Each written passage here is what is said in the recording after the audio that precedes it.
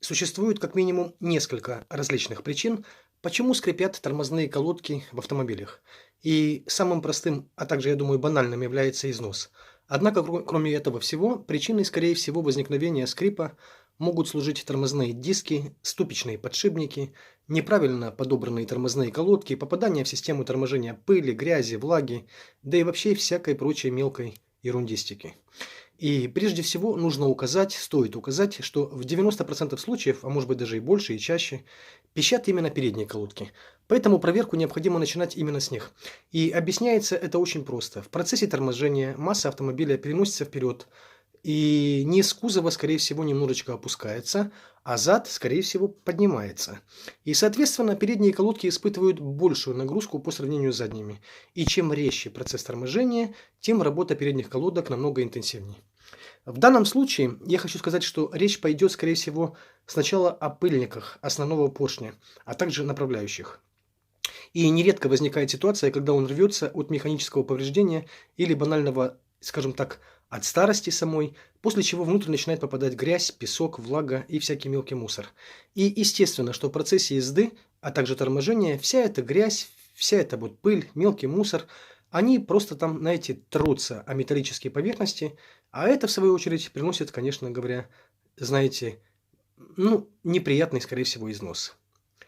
Следствием этого может быть ситуация очень плачевная, ситуация очень грустная, печальная, когда направляющие, а также непосредственно сам поршень могут просто банально и тупо заклинить. И в свою очередь это становится причиной того, что после торможения колодки не возвращаются на исходную позицию, то есть они остаются в сжатом положении, зажатом положении, разогревая тормозной диск, препятствуя движению вашей машины. И нередко такой момент сопровождается скрипом, который вызван именно перегревом диска, колодок, а также этим самым волшебным износом.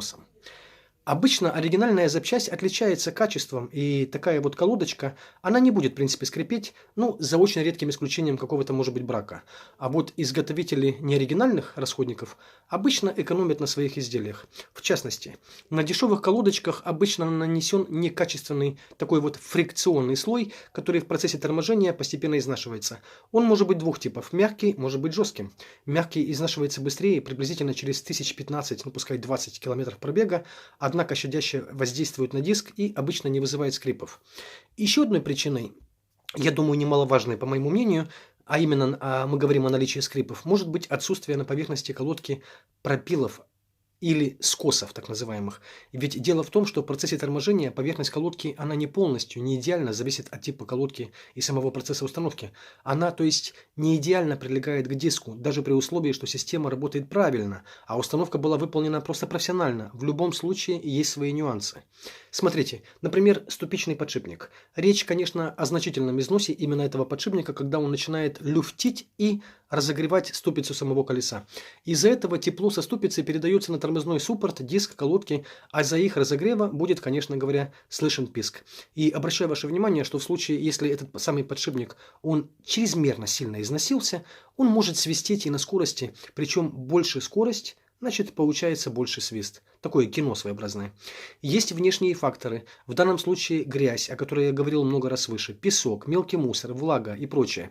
Все эти перечисленные элементы, я бы сказал, такие зловредные элементы, они при езде, особенно в влажную, сырую, морозную погоду, конечно же говоря, вызывают вот этот вот самый неприятный издевательский скрип.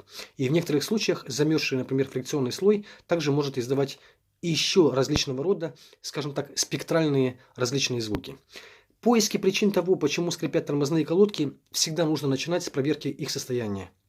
И чаще всего, друзья, особенно на машинах с большим пробегом, особенно тогда, когда их владельцы банально забывают производить элементарную замену колодок в процессе торможения, поэтому это все дело создает скрипы и различные неприятные изношенности. Помните, что менять колодки необходимо в соответствии с требованием компании-изготовителя вашей машины, а не просто так, лишь бы, как попало, как в голову придет.